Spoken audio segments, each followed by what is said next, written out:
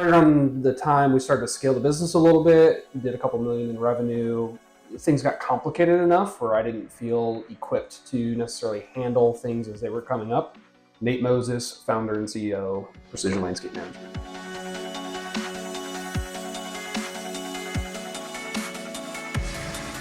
Yeah, so the business was founded in 2010, and probably for the first 7-8 years, we were small enough where things kind of felt manageable on my own. And if maybe if we had some slow growth ambitions, we would have just tried to work our way through it. But knowing there's opportunity in our market and wanting to scale the business, I was like, I don't personally feel equipped to be able to handle all the questions that come up about how do we grow this, how do we build systems, how do we build structure so that the business can grow and thrive. And so started to kind of look at the industry and look outside the industry for people, coaches, resources where we could get answers to something.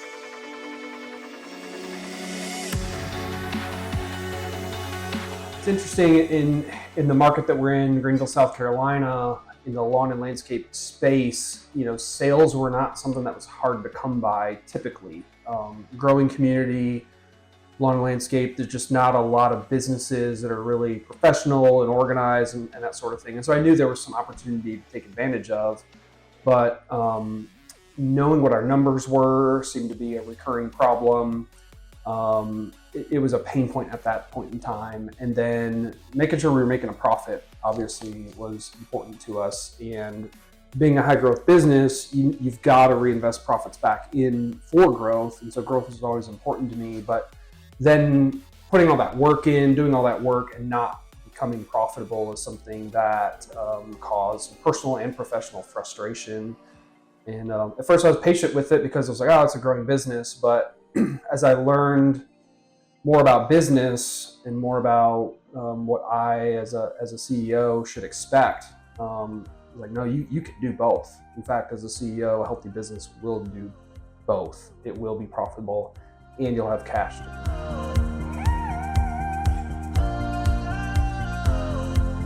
I love the most about leadership is people. You get to work alongside people, which is a strength and a weakness. And so in the early days, when there's people kind of alongside you fighting, literally working outside with you, right? It's like, hey, I'd love to grow this team and I'd love to do it with people alongside you. And those are great intentions and that may work in some businesses. But what we found as the business grew and scaled is that some of those people that were there in the early days did not have the skill set, capacity, whatever, to actually take the business where I felt business could go. And that's, it's really hard to face that reality because you build relationships and to look at people in the eyes and tell them that they're not equipped, that they're not capable of moving the business forward is tough. But the reality is those people will move on, okay? And your business may not. And that's a sobering reality, but as the CEO, those are your decisions to make and yours only. And you can get help and you can get advice and all that stuff, but no one's gonna make those decisions for you because those are yours and that's the choice that you made when you decided to be the CEO of an organization. And so just recognize that you're not gonna come to those people decisions, especially people decisions early in the business, from a place of comfort or from a place of this is easy. It's going to be difficult. But I'm here to say that on the other side of that, when you do make those decisions and make those tough decisions and you get advice and you get some framework and some structure to make the right people decisions, there are amazing, gifted, talented people who can come alongside your organization. And when you get clear about what it looks like to be the right person for an organization, they're inspired, they're empowered to take the business beyond what you thought it was capable of and get you there faster. And so if you're familiar with Cullen's work, if you're familiar with a lot of coaching work, it comes back to identifying the right people inside your business. And so we use core values for that. And, I always thought core values were cool, but I never knew what it was like for them to be activated and for a group of people to say like, no, that is us. And maybe these people are not us because they're not aligned around these core values. And so to get really, really, really clear on our core values and to beat them to death and to question them and then just get to a spot where like, nope, that's it. These are our core values. This is the DNA of the precision person, was very freeing to then say, well, everyone that's part of the organization, whether they're already here or whether we're interviewing them, they need to fall under these, because we work with precision people and precision people are identified in these ways. And then beyond that, you're looking at their capabilities, the way that they think, using some personality or thought process assessments to be able to identify how does this person in this role think.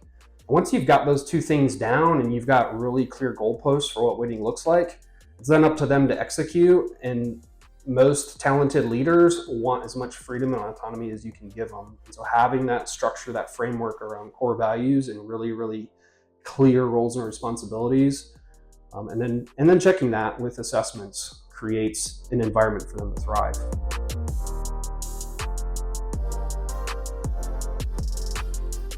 I'll share a story with you and anyone who's listening to this that I haven't shared with many people.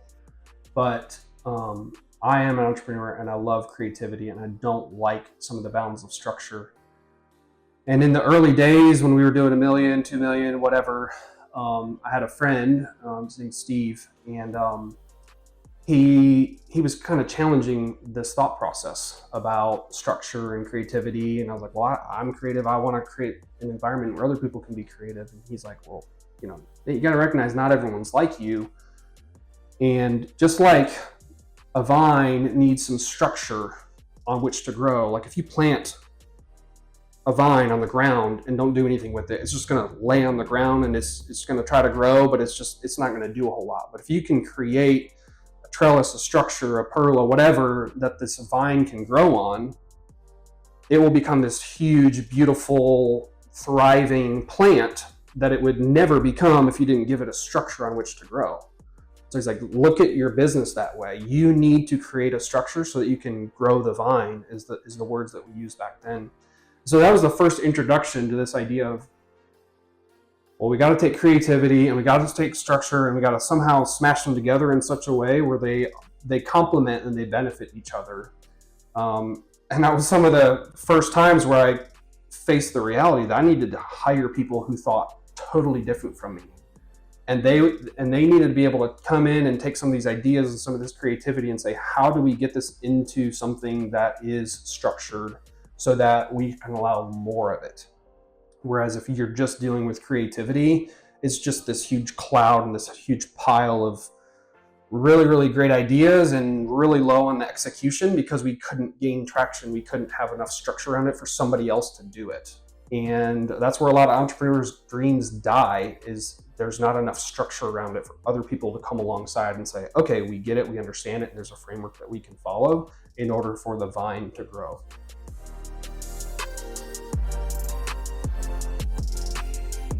Yeah, I won't lie, it's not easy. It's not easy for me to take a moment and celebrate the win. But having a very clear, distinct time each quarter where we say, no, we're going to stop and we're going to recognize this. We're going to project, and then we're going to come back and revisit this in 90 days and say, how did we do? Where did we win? Where do we feel like we could have done better? Where did we fall short of the goal? But we at least need to stop and recognize how far we've come, what we've accomplished. One thing I've done for a few years now is I'll stop and I'll say, where was I 6 months ago? And am I better off now than I was then? And consistently I can say the answer is yes, but there's just something about the structure of saying we're going to stop and we're going to say, how are we doing? How have we done compared to what we said we were going to do? That for a relentless person like myself, who always wants more, it's nice, maybe more for my team than for me, but it's nice to be able to say we can come back and say that we won, that we accomplished some of the things that we were after.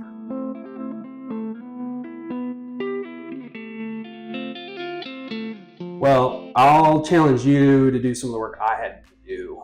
And I'll first say this: if you're determined to believe that, then you're where the problem starts. Okay? So if your mindset is me and maybe a few leaders that are alongside me, won't get to the place where we believe that, then good luck. Good luck. You're kind of on your own, and unless you let somebody in the ring who's going to knock you upside the head a little bit, you're going to continue believing that. But when you started your business, or when you decided to get into leadership, there was something that inspired you. There was something that caused you to want to go into business, okay? And so, is it possible that other people want a purpose to buy into? Is it possible that other people want a reason to come to work other than a paycheck? You wanted it. Other leaders want it. If you're in leadership and it's only for the money, you're going to burn out real quick. But most leaders are there because it's purpose. People actually want to be connected to purpose in some way. And if you will take the time to develop out what that looks like for even your field staff, for your entry-level staff, and allow them to connect to purpose in some way, you'll be blown away. One, by who has to go, or who decides to go, because they're just not going to connect to it in some way. And then who steps up. And then who wants to come in to the business because of your clear and defined purpose. Look, we're just a landscape company in the upstate of South Carolina, okay? But when you get a flood of applications for people who want to go out in the field and sweat their butts off in 100-degree weather, I don't have words for what that means to me. I don't have words for what that must mean for those people who are willing to sacrifice and do that hard work because they can feel connected to some purpose. And then when you take a risk on some people and you hire them and they come into the business, and then you have your staff coming to you and saying, they're not a fit, they're not right, they're not a precision person, it gets really clear for you that in 3 days, that person's not going to be part of it. Doesn't mean they're a bad person. They're going to go somewhere else and be successful, but it's not going to be here because your frontline staff told you they're not a precision person.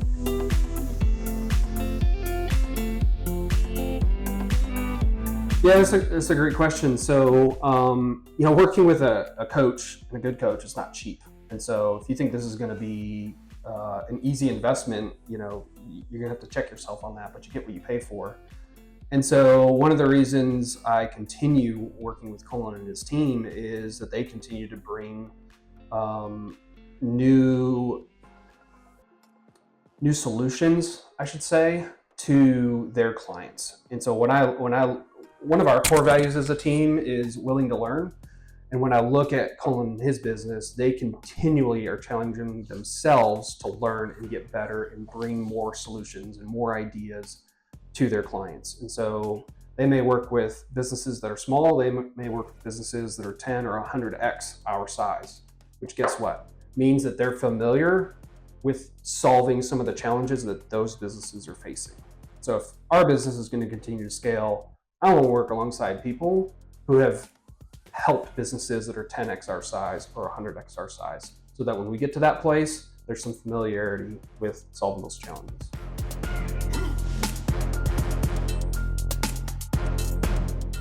About this, I did not grow up with a close relationship with my father, and so what that meant was that I was constantly looking to mentors to fill some of those gaps.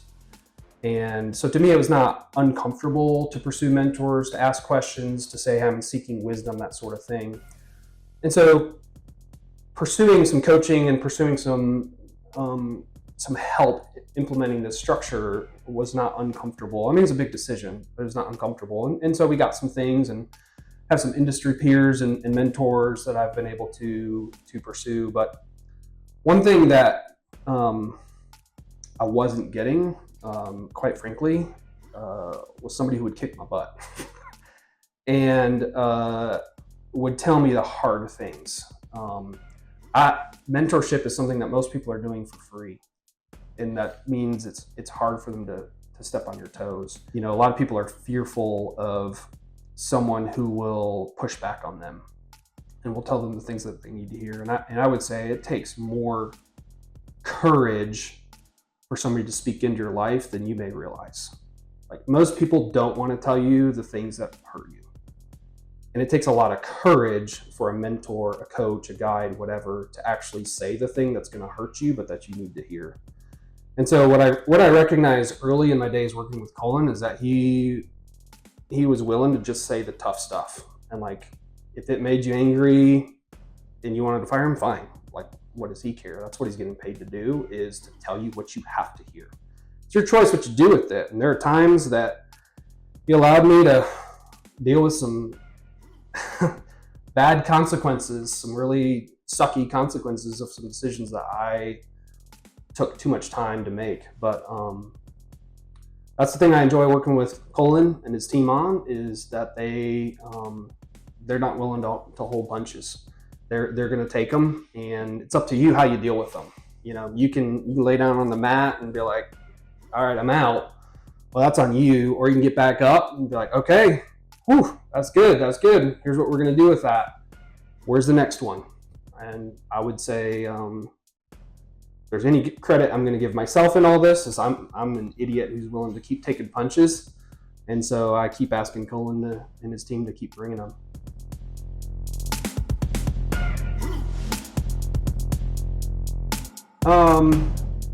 If you, in and of yourself, had all the tools and all the strategy and all the knowledge and all the resources to figure it out, aren't you there yet? And I would hope that most of us would have the humility to say that we need help with some things. And you can struggle through it, and you can take 10 years to do it, or you can invest some time and some money and come across some of those solutions in 2 or 3 years, right? It's not going to be easy, because you're going to have to face some of your weaknesses, some of your blind spots, some of the things that you haven't put on the table before. But it's better to have somebody who cares about your business hurt you than your competitor, or somebody who doesn't care about your business. And so if you can find the courage to run to your weaknesses, run to the possibility that you have some blind spots, better to do it to somebody who literally their job is to help you with that, than find that out from a competitor, from an enemy, from somebody who's just not interested in your business's best interests. So if you're struggling with that decision, and you have the financial resources to do it, my suggestion would be lean into it. Give a 1-year commitment and say, if we're not measurably better within a year, then we'll pull out of this. But if you're wondering, there's a reason you're wondering. And so commit to it, lean into it. And if it's the worst decision ever, you can let me know, you can let Colin know, you can go another direction. You can always make a different decision, but don't not make a decision.